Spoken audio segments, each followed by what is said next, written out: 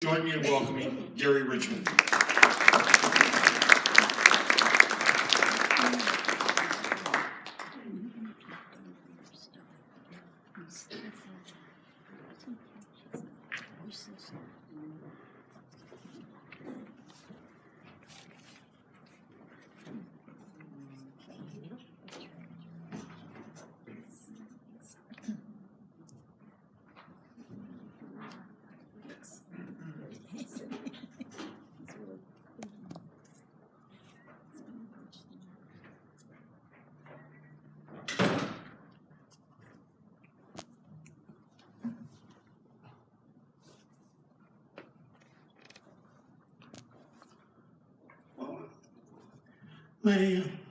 I was Father Nature at Forest Home, and before that I worked at the Los Angeles Zoo, started as an animal keeper, promoted to veterinary as the world's first zoo veterinary assistant, and an animal PA, and assisted in surgery. I did the anesthesia, the x-rays for the animals. It was an adventurous job.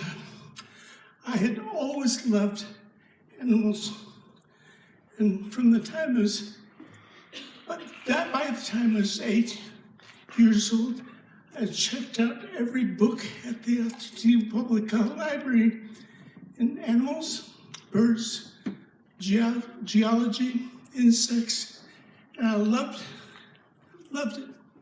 So I knew a lot even by 8. And everything caught my interest. And in my 8th year, Altadena came. Do you know where Altadena is? Right above Pasadena, California.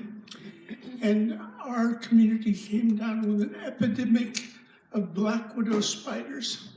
Looks something like that. And they're creepy. So I knew what they could do.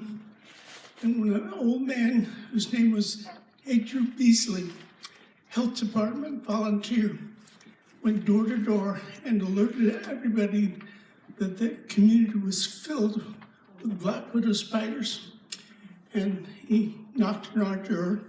He said, I'm Adrian Beasley, I'm a health department volunteer, and our community is filling up with black widow spiders. We're coming to ask you, beg you to spray for the spiders. In those days, they were spraying DDT. Do you remember that? And so he told us to do that. My mother was the one home. She assured them we would. And when she looked at me, she says, if I ever catch you anywhere near a black widow's web, she says, I'll spank your backside shiny. And I believed her. And yeah, I knew she'd have my dad do it if she didn't. I said, Mom, I never do that, but I was a terrible liar. And so I intended, even as we were eye to eye, to plan a black widow safari. And I would get one of my friends, Doug Sigler, and we would go out on Saturday morning, and we would catch 10 black widow spiders in my Skippy peanut butter jar with the holes poked in the lid, and then we would take them and dump them on a red anthill at Elliott Junior High School. And so I couldn't wait for Saturday to come. So when Saturday at 8:30 came, I made my way to Doug Sigler's house, and he was ready to go. I assured him if he ever told anybody that we had done that I would personally arrange for his mother to become bald. And he said, what? I said, it's my mom was backside shiny if I get caught. So he said, okay. So we started to head out, and down my driveway came my other best friend, Eric Munson. And so I told him what we were going to do, and said he could come, but he'd have to make a solemn promise that he wouldn't tell anybody. I said, I'm going to make your mother go bald. And so he swore I promised never to tell anybody about the Blackwater Safari. So when he had given the complete oath, we headed out. And I had already been spending the week searching where all the Blackwaters were on my property. And I didn't have to try very hard to find them. They were as plentiful as Mr. Beasley had said. So we started looking, and we started turning the backyard. We ran into my older brother, 4 years older, Steve. He said, "What are you guys doing?" And Doug says, "Hi, Steve, we're going to catch 10 Blackwater spiders, pour them on a red anthill, LA Junior High School." He says, "Sounds like a good idea, but you guys are too young." Do you remember when it was a rare thing to be called too young? And so my brother says, "But I'll come and catch them for you, and then we'll go down together." I looked at Doug. It was that eye that said, "You better be picturing your mom bald." And so we headed out. My brother told me I could hold the jar. I gave Doug an extra fearsome look. And so my brother bent over with a catching stick. He said, "I'll let you hold the jar." A little pipsqueak, and that's what he called me. And it was my nickname, Pipsqueak.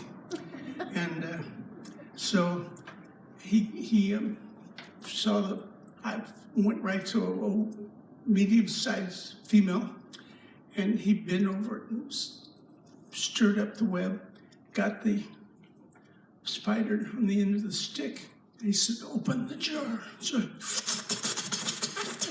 and I held the jar out, lid in the other hand, and so he tapped it in, and he looked under the spider and saw the red hourglass on the bottom of her, and we started that way.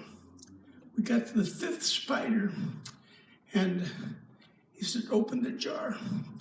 So I held the jar out, and he lifted it over and then dropped it right between my bare feet.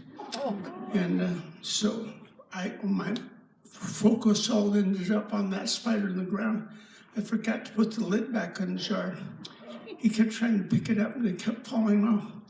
While I was standing there, I felt a tickling sensation on my wrist with the jar, and I looked down. There was a medium spider, a female, that was walking on my hand. It climbed out of the jar, was taking a walk on my hand.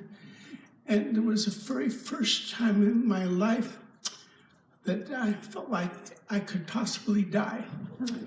And every footfall with the feet hitting, prickly feet hitting my hand, and I just couldn't say a word. I did get a sound out, and the sound was something like, my brother, he never heard me say that before. And so I was begging with my eyes to do something about that spider in my hand. So he was brave about it. He got his finger in a flicking position, got closer and closer. It seemed it was so slow. And so he finally got close enough. And so finally, pow, he knocked that thing flying. And I was so thankful. I was so thankful I would see another day. I knew all the symptoms. I would get nauseous. I would get a bad, excruciating headache. And I could possibly die. Kids did, not too often, but they did sometimes. I knew I would be one. And so my brother said, "Well, let's get back at it," because we only had 5 spiders. He said, "Why don't we just go down with 5? I said, "No, we said I'd get 10, and Dad said you always finish what you start." So we got to 9. Had a hard time. We couldn't get to 9. And so no more on my property that I could see. And so Doug says, "Let's go." My next door neighbor has a greenhouse, and it's full of spider webs. So we snuck into her greenhouse, And we got in there, and we saw this old red clay pot that would be used to pot a palm tree, and was turned over on bricks. So he said, turn over that clock. And so they did. And the biggest, maybe the big was I've yet to see in my life, looked very much like this one here. Not that big, but it was close. And so he started getting it, and she fought back. She actually bit at the stick. She was giving him a run for his money. And so he finally got it on the stick, and he said, open the jar. So by that time, I'd taken to shaking the spiders so I knew where they all were. And so he started moving the stick over to the jar, and he dropped it on the ground like the one at the first. And it fell down. He tried to get it in the jar again, and after dropping it several times,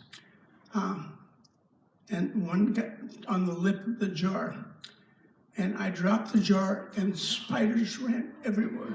They're really creepy when you see about 9 or 10 of them running around on the ground. So when I dropped them, my brother panicked and just ran. He says, forget it, let's stop this. And so we left the yard with that poor lady with a whole new supply of spiders to bullyrag her. And so I just tell you that I wasn't, at that point, I believed in God generally, but not specifically. And, but I did have a new realization that in this world, someday I was going to die. Maybe not by a black widow, but that those spiders taught me that I could die. I paid attention to that and became very interested when I was 16. And I was led to my father just died 2 months before, and I was invited to a little Assembly of God church in Pasadena. And the speaker up in front said that I needed a father in my life. And that was really true of me because I just lost mine. I love my father to this day. I love him. He'd be the man I still respect the most. And so the service, I knew I'd seen Billy Graham programs on TV. And I knew that he was going to invite me to accept Christ. And I was getting ready to go up the front of the altar and accept Christ. But the speaker didn't know me well. So he said, if you're standing near somebody, you know what kind of kid I was. If you're standing near somebody like me, to put your hands on them, lay hands on them, and get them to pray to receive Christ. That scared me as bad as the black widows did. And so I just went out of the building, and that whole youth group zeroed in on me. They wanted me saved. And so I had talked to 2 friends that are going, I'm sure they've never still forgiven me if they're still alive. And so we went out to my rich friend's black Packard convertible, and we went then and left the church. Those guys wouldn't speak to me the rest of the night. And we went, it was the era that they had trampoline places so you could rent the trampolines. And we did that. We went over the Rose Bowl and drag raced. And I got home at 1 o'clock in the morning. And then when I got inside the house, I went to my room, and God spoke to me and said, you're not finished yet. We need to do business. So I didn't know much religious, but I knew I would have to get on my knees. That was religious. And I went to my bed, got on my knees, And I said, the best I can remember, I get on my knees, ask you to forgive my sins, come into my heart. Well, I accepted Christ right then, and I got the most marvelous feeling of peace. It's never left me. And it was a great, great night. In its own way, it all started with the Black Widow, because I never got over the feeling I was in trouble somehow if I didn't get protection. So I accepted Christ. And that's kind of why I'm here tonight. Became called to ministry at 16, and I've been there ever since. I'm 78 now. So anyway, that's my Black Widow story. And the Bible says in the book of Job, go to the animals and they will teach you. Go to the birds, they will tell you. Who among all does not know that the hand of the Lord has done this, the creation? And in his hand is the life of every living creature. It's a great verse, the book of Job, chapter 12. Well, I just, from that time on, I've been learning lessons from the animals ever since.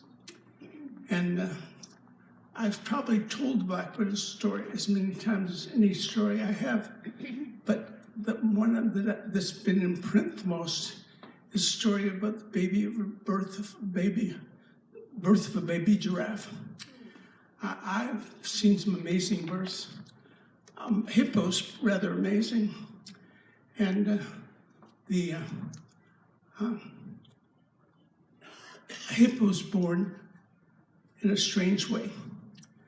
And we had a hippo that was giving birth, and I was down there observing to see everything was going to go all right.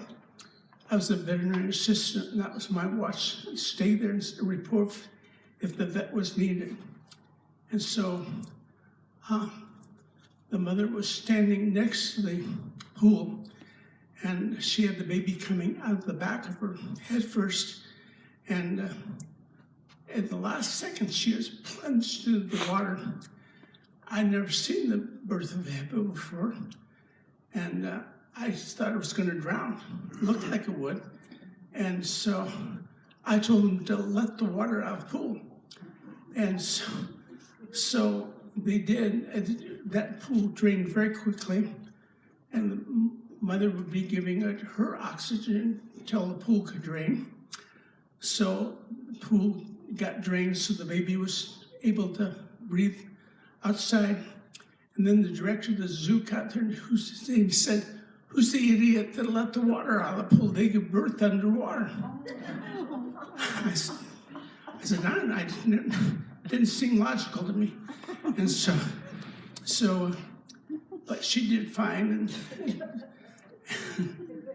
and so we observed. It's a startlingly marvelous thing. The baby, when it's pushed out of the back of the mother underwater, it swims around to the end of a 30-foot umbilical cord. So talk about an Audi. You can lasso somebody with that. And so, but it all worked out great. And then I saw lots of things. But I was invited to have the vet and I come down and observe the birth of baby giraffe. Got down to the giraffe barn, and the baby was coming out head first. His head was dangling way down. His front legs were dangling way down. And I had a friend, his name was Jack Badal. He was the most famous animal keeper I'm aware of. And so he came, he loved to see births, special births, and he loved giraffes. So he was sitting on a hay bale, and I sat next to him. So I said, "When's she gonna lay down to give birth?" He says, "She's not gonna lay down. She's gonna drop the baby from 10 feet high." And I said, "That's a long way for the first step." And he said, "That's the way they do it." He says, "It gives baby a chance to dangle the amniotic fluid, drain out of his lungs. Every time she has a contraction, she squeezes more fluid out of the lungs, and then it'll drop." He said, "When the baby hits the ground, it'll knock the wind out of the lungs and clear lungs for her. It's a marvelous. God has it all prearranged. Knows what he's doing on the birth thing. And so it finally happened. She fell onto his back, oofed, coughed up a lot of fluid, and then it just got into a sitting position, just stayed there. The mother stood over it. And Jack said, if she didn't try to get, pretty soon the little baby was female, if she didn't try to get, pretty soon the mother's going to kick it. Well, I said, her legs weigh 250 pounds apiece. And he says, that's the way they do it. So after about 4 or 5 minutes, the mother took her front leg, swung way back, and clobbered the baby, knocked at least 15 feet, and she rolled over and over in the dirt. I said, well, that seems like giraffe abuse. And it's a little rough. He says, well, it's an amazing thing, but they do that to get them stimulated. I said, well, I'd have been stimulated. My mother ever tried that action with me. So she waited a little bit long and then kicked it again, but it was stimulated this time. So it started trying to walk and it fell over to the left and then it fell over to the right, again to the left, but finally it stood. I clapped. In fact, several of the keepers clapped. Jack didn't clap. He said, don't clap so soon, she's going to knock it down again. I said, why do you have to do that? He says, being baby giraffes are a rough deal. And so I knocked it down, but she didn't go after the baby anymore. And she let it walk. It was just an amazing thing. But I said, well, explain that home to me. He said, Gary, the Bible says, Jack was a Christian, and the Bible says, count it all joy, my brethren, when you encounter various trials, produce steadfastness in your faith, the ability to stand strong. I never forget that lesson. Hard times make us stronger. They just do. One way or another, they make us stronger and prepare us for harder times yet in life. Well, that's another thing I learned from the animal kingdom. There's tons of them. I never had time to make a dent of them, things I've learned from the animals. I want to tell one more story. Gorilla? Yes. Well, when I left the zoo after 7 years, got an opportunity to go in ministry, camping ministry. And so I missed the zoo right away, almost thought of it as a mistake. I'm going to sit down.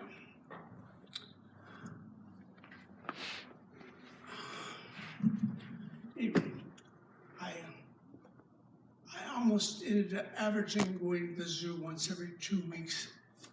Just kept visiting all my old friends. I took care of, I gave cobras surgery, helped give cobras, king cobras surgeries. We had the longest cobra in captivity at the time, 13-foot king cobra. And when it was young, it had been scarred by a mongoose. And so it couldn't shed its skin normally around the eye, so we had to catch it every time, trim the eye cap off the eye. And it was an amazing thing. The whole thing, I like snakes and respect them, but I didn't really like being right in the theater with the snake to help and give the surgery. So the way it was arranged, the vet and I stood back while the curator of mammals at the zoo and the head keeper at the reptile house stood in front of the cage. They took the door and swung it open. I don't know if you would know this, you probably don't. Cobras are very territorial and protective of their territories.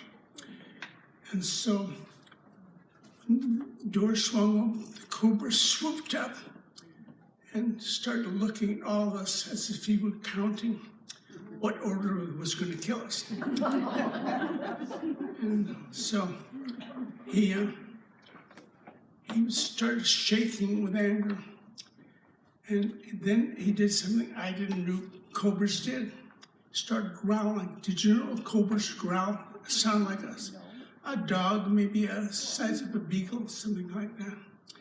And it sounds like this. And it's a creepy sound. It sounds like demon possession is what it sounds like.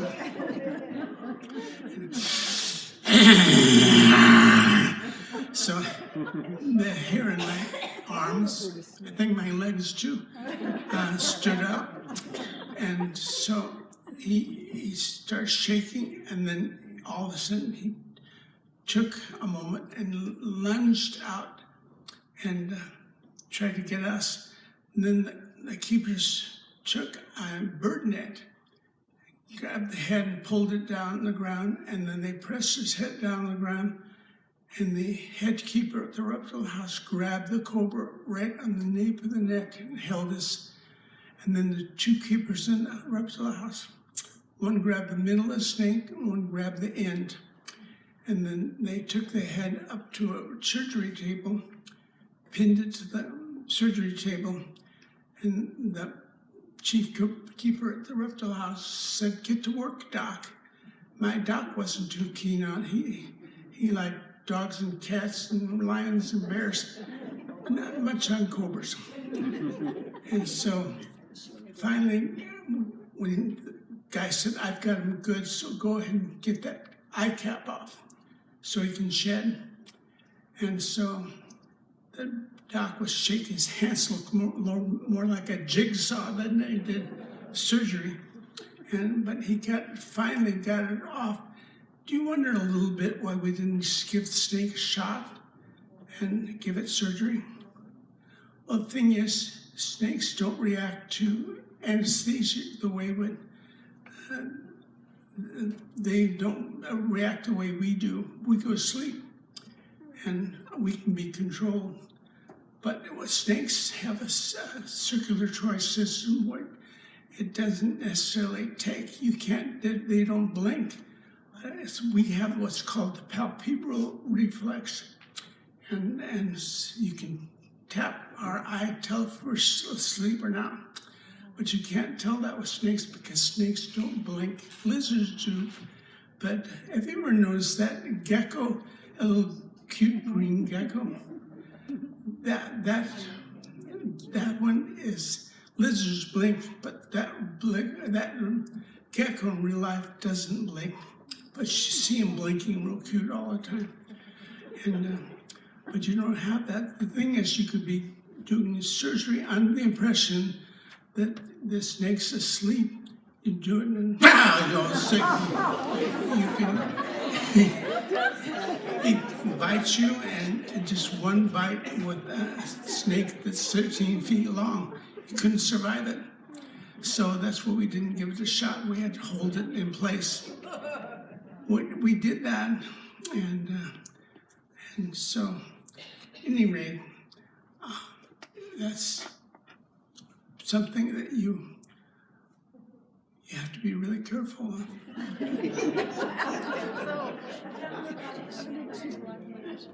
Oh yeah, that's right.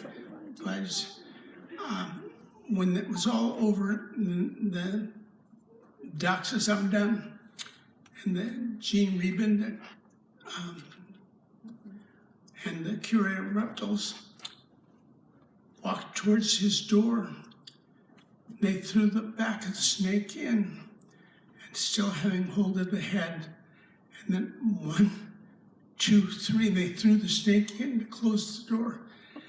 All of us were drenched in sweat. It's humid in there. Anyways, but anyway, it's a memory you never get rid of. Well, I'll tell you my last story. There's a grill. This is a picture of Evelyn. When I went back to the zoo, I was attracted to one exhibit, the gorillas. I love gorillas, great apes, chimps, orangutans, siamangs, gibbons. They're interesting animals, but I like the gorillas the best. And Evelyn was pregnant, and they really get pregnant. And huge, humongous pregnancies. And so I remember I was there on the day that she gave birth, and she had the cutest baby. And she was the epitome of an indulgent, loving mother. She held the baby and rocked it. They hold the head right next to the heart, so the babies can feel the heart, be comforted by it.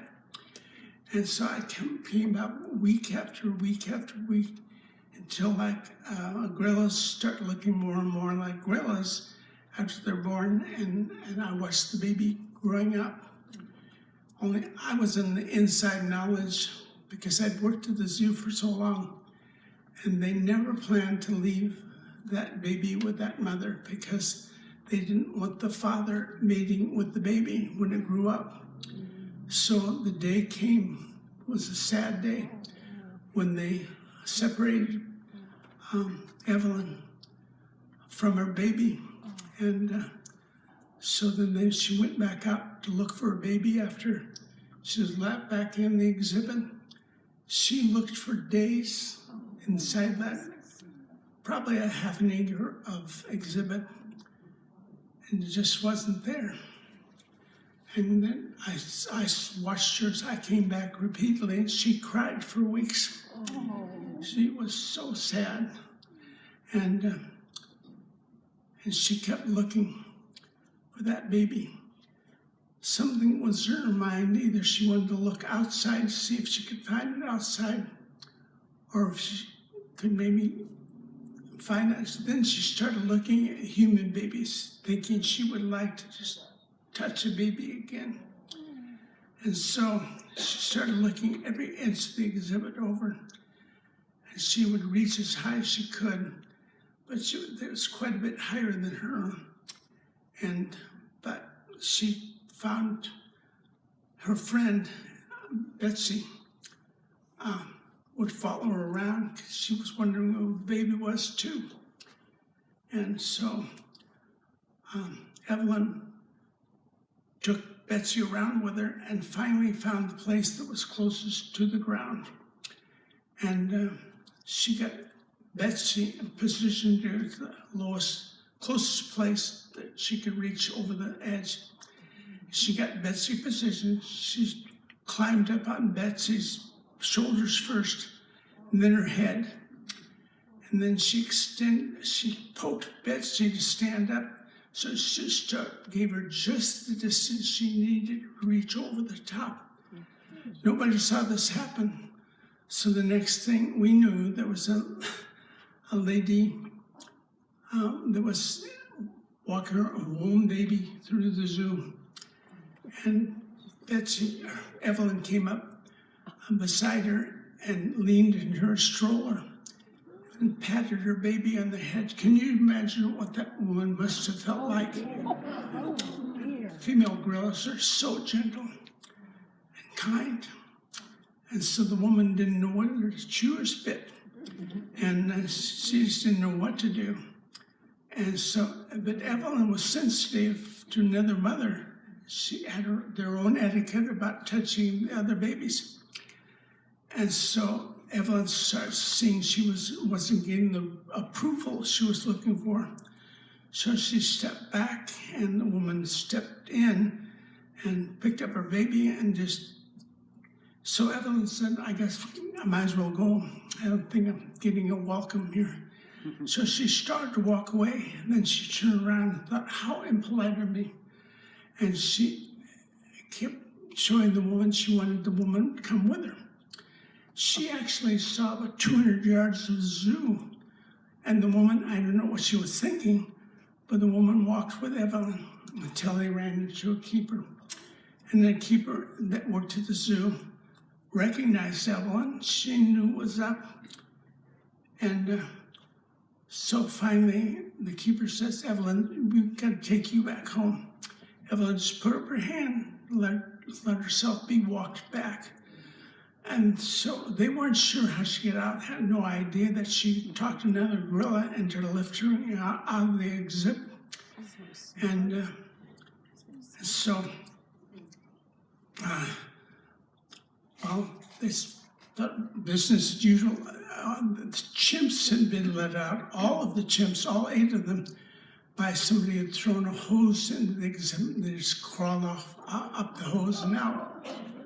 Those chimps are much more dangerous and erratic than gorillas are. And so, at any rate, they didn't know. And so, a few days later, she had Betsy lift her out again. This time she decided to be a little more cagey. She went in the women's restroom where there's a changing table. She said, I'll wait in here and they'll bring babies in here chains. Maybe one of them will let me hold the baby. Well, the keepers would come flying again and they put her back. Well, now they thought, we've got to figure out how she's doing this. And so they got old people like myself, yourself, make good volunteers in the zoo, and so they stationed them all over the zoo and all around the gorilla exhibit. And so got guys under the bushes and around behind trees, and they saw the stick with Betsy lifting Evelyn out. That we've got it figured out. So they had to redesign at a cost of $2 million the exhibit so they can make it much taller. So she couldn't get out anymore. And so, but there's, even interspecies, animals really show concern for each other's likes and dislikes and dreams. And Betsy was a good friend. And so, but at any rate, after that, they shipped Betsy off to another zoo. And so now she's lost her baby and her best friend. And she's still at the zoo today because she has a red, you can see the top of her head is red. It really pronounced if you're there in person at the zoo. And she still is a great exhibit. They get to be 50 years old. And it's been close to 50 years since I've been left. She's not going to get too much old, but she's had about 5, 6 babies. They keep taking them over for her. And, the Bible has an interesting approach to the word love. And the Bible has 4 words for the word love. Agape is the one that's the most famous, the most powerful. That's the love of God. Another word is romance. Eros is the word, which isn't meant to be a dirty word, but just talking about the deep romantic feelings that humans can have. Another kind of love is friendship. The word is storge in the Greek. Eros for romance. Agape for God's love. And friendship. Huh? Phileo, exactly. Is the long companionship. Yeah. It's like an affection. And so, at any rate, God has made it very complex and important for all of us to have friends and, of course, family. And it's a great gift, but you can learn devotion and love from the animals for each other. And I believe that they love God.